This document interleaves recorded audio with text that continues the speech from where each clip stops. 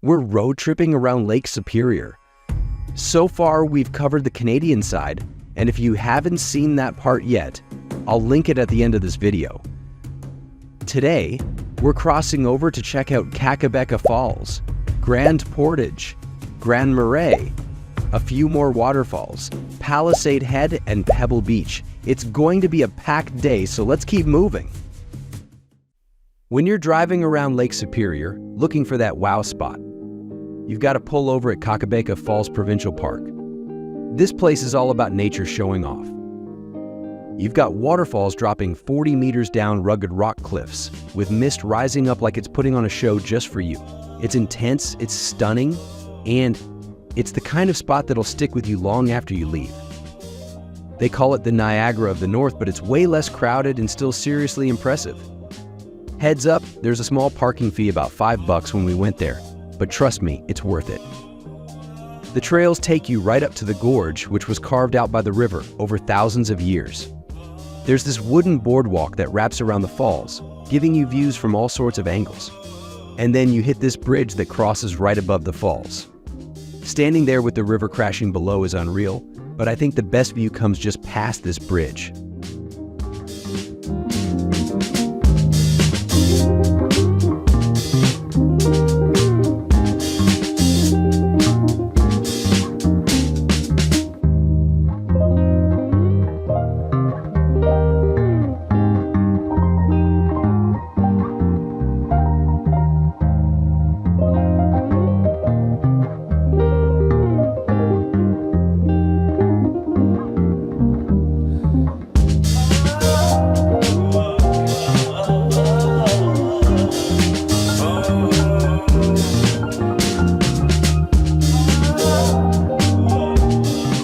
If you're up for an epic rush, hit Kakabeka Falls in late spring or early summer when the snow melt makes the river go wild. We went in early fall and it was still beautiful. The view around the falls is lush and green. Kakabeka Falls might not have Niagara's fame, but it's got this raw, wild vibe that you'll never forget. If you're into history and nature, with a touch of adventure like us, then Grand Portage National Monument in Minnesota is a must-see. Set on the rugged shore of the lake, this place once served as the key trading route for Native Americans and European fur traders, giving it an energy that feels both wild and rich with stories.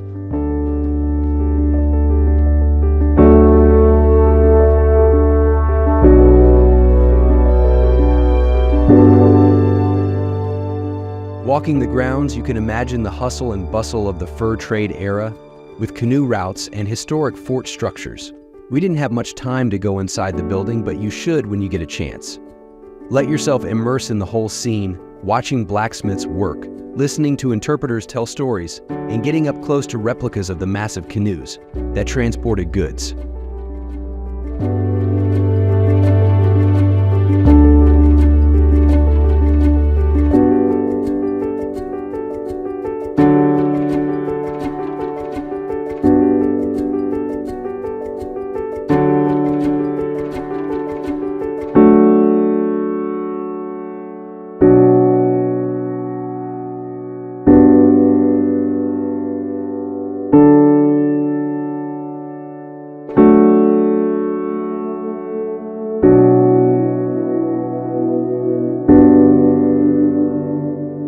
And get this, there's even a wooden pier right outside the fence where you can step out and take in an unforgettable view of the lake.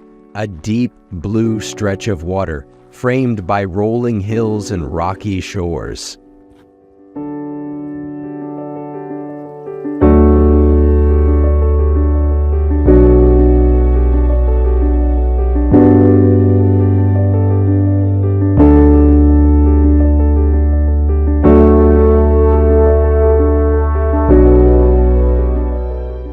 Grand Portage isn't just some monument, it's a full-on experience. The way history and nature come together here honestly makes you feel like you've stepped back in time. Let's continue our journey around the lake. Our next destination point is Grand Marais, Minnesota, a small town with a big personality. This place has this really cool artsy vibe, and really you would want to stay here a little longer than planned. We started our sightseeing by the water. There's a rocky beach where you can take in Lake Superior's vastness, and the view is just unreal. There's also a breakwater path that leads you out to the iconic lighthouse. If you're up for a bit of a walk, it will be cool to go all the way to the end and look back at the town framed by that lake. Every scene is like a postcard moment. Built in 1891, the lighthouse stands tall on a bluff, overlooking the harbor. Its powerful beam, once fueled by whale oil and later by kerosene, now shines brightly thanks to modern technology.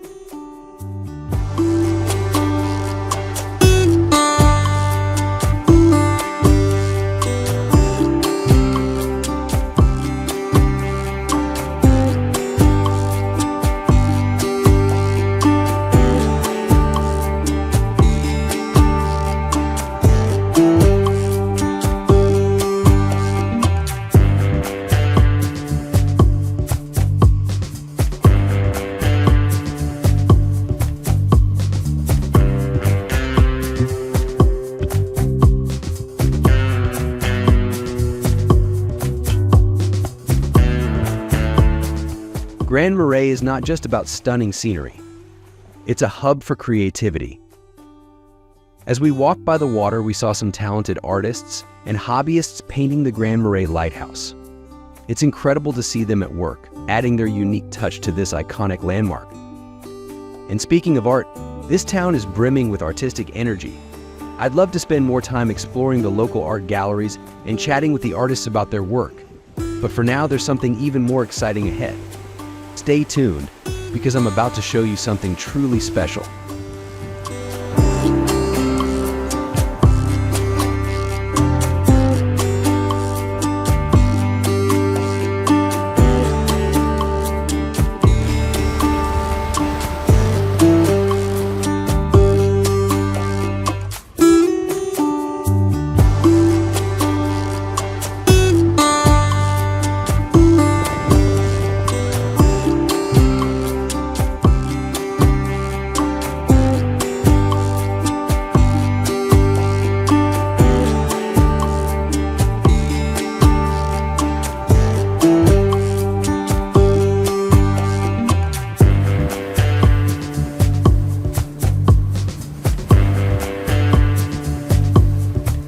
And of course, I have to mention the food.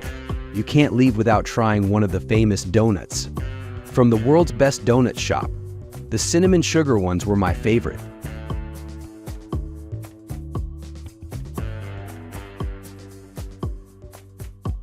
So if you're looking for a place that's a mix of lake views, local art, and great food, Grand Marais has all that.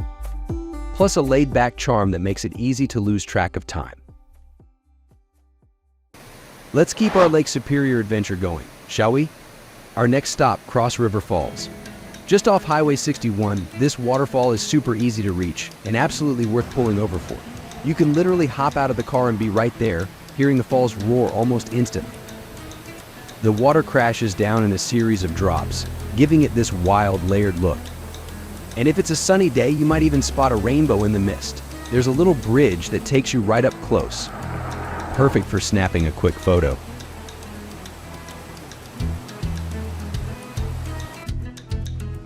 And just 2 miles ahead is Temperance River Falls. It's one of those spots you might almost pass by if you're not watching for it, but it's definitely one to catch. The falls themselves are a series of powerful cascades, cutting through rugged rock and swirling in pools of crystal clear water.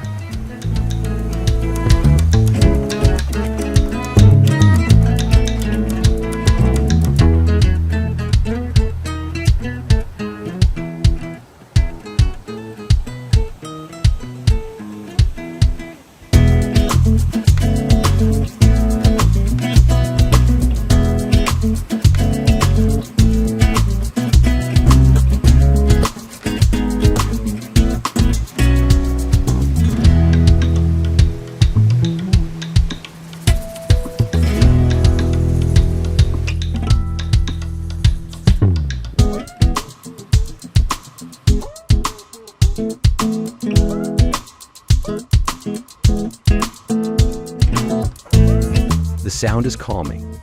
Also, there's a cool little trail that takes you right along the river, and depending on the water levels, you can even get up close to the water.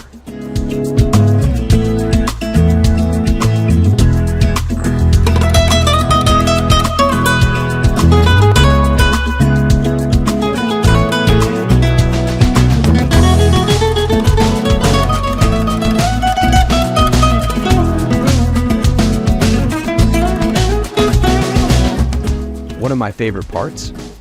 The view from the bridge. You get a great angle of the falls and the river below, and if you're lucky enough to be there on a sunny day, the light makes the whole scene even more dramatic. When we headed up to Palisade Head, we hit a bit of a snag. The road leading from Minnesota Highway 61 up to the Palisade Head scenic overlook has been closed to car traffic due to construction, so we decided to hike instead. But no worries, it has since reopened. The trail is about half a mile each way, and let me tell you, it's all uphill. Definitely challenging, but the views along the way made the climb worth it. As we made our way up, we started catching glimpses of Lake Superior peeking through the trees. But when we finally reached the summit, the real reward hit us. Palisade Head stands 300 feet above the lake, and from the top, you get an epic view of the entire area. The cliffs, the water, the vastness, it's all pretty stunning. To make it even more memorable, we saw some people training for rock climbing right on the cliffs. Watching them scale the sheer face while we stood at the top really gave us a sense of how massive and wild this place is. Even though the hike was a bit of a workout, standing there on top of the 300-foot cliffs with the wind in your face and the endless view ahead of you made it all feel like it was worth it. This place definitely lives up to the hype. And finally, our last stop of the day. This is by far my favorite, Pebble Beach, and wow, this place is absolutely beautiful. Just stepping onto the shore, you're greeted by these dark, smooth rocks scattered all over the beach. They're unique, almost like something out of a painting. When the water hits them, you can hear this soft, steady clack like nature's percussion section. It's so calming just listening to the waves roll in and crash against the rocks. Let's pause and appreciate the symphony of nature as the waves caress the shore.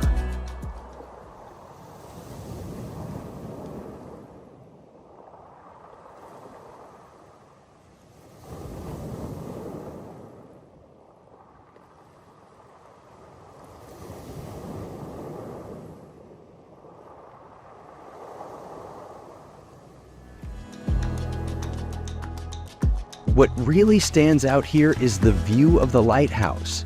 It's perched on the edge of a small island just off the coast, creating this perfect contrast with the vast blue of Lake Superior.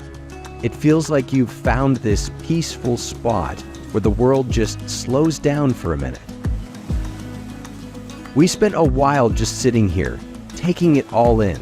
The rocks, the sound, the lighthouse, and that island just floating in the distance.